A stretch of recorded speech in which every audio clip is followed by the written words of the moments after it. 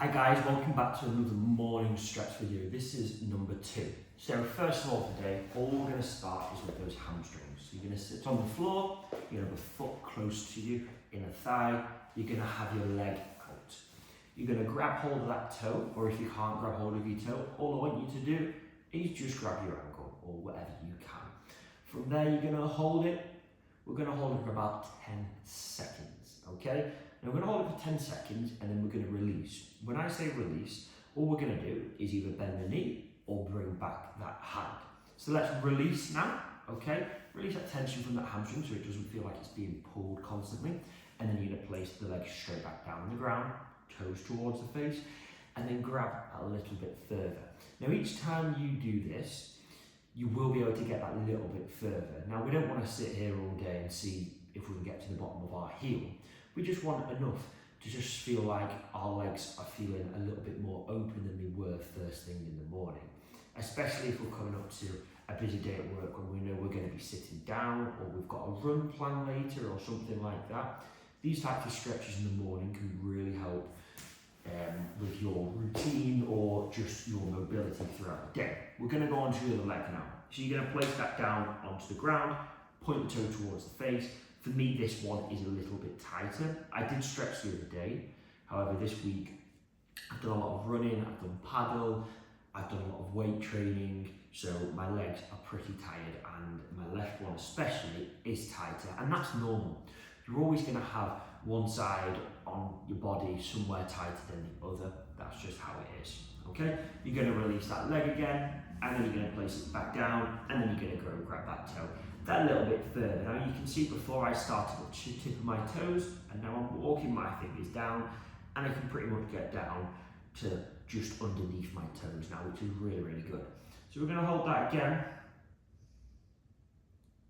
And then from there, all I want you to do this time, okay, is you're going to come down onto your butt and onto your back. You're going to have a leg across that knee. You're going to get a hand through, a hand round, and then you're going to pull in, okay? Now here you're going to feel this all in the glutes. The glutes will be all on this side being stretched. Now, if you place one hand at the side of the knee and push the knee out, you are going to feel that pull that little bit more, okay? That is completely optional. And if you get really, really flexible on this stretch, all you can do is do this stretch and put your foot against the wall, and this pretty much holds in this position for you. So keep holding that another 10 seconds, and then we're going to go on the other side, okay? So 8, 7, 6, 5, 4, 3, 2, and 1. Swap over, same thing again, hands underneath that knee. You can maybe put your head back if you're a little bit more flexible, okay? You don't always have to stay up in a crunch position. It just depends what feels best for you. Again, we're going to hold this, keep it going for me. We've got about another 15 seconds. Keep that going. Feel that stretch, obviously in the opposite leg this time. Again, feel free to place that hand where that knee is and push out.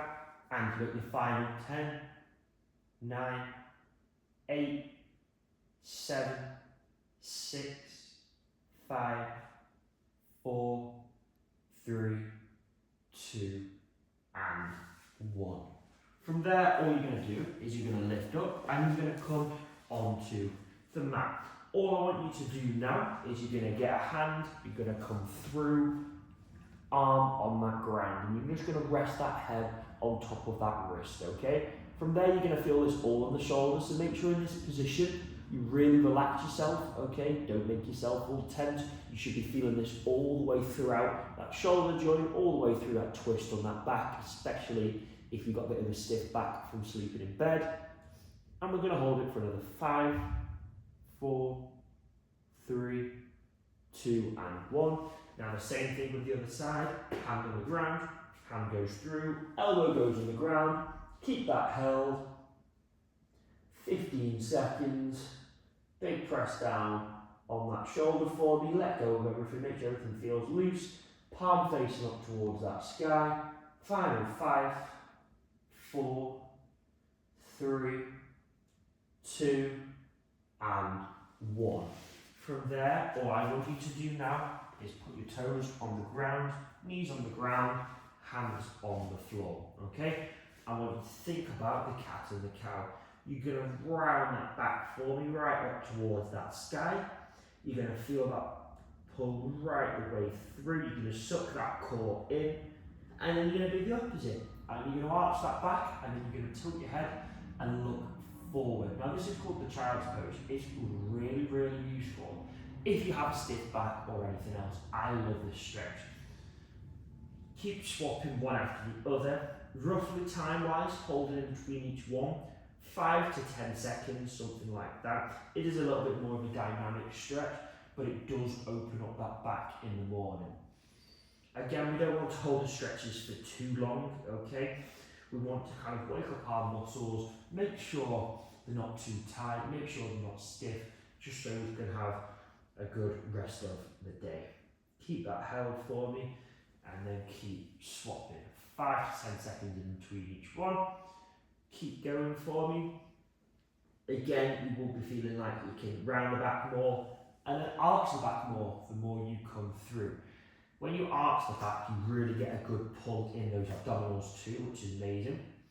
Now from here, all I want you to do now is have the hands planted on the ground, knees and feet about a foot's width apart from each other.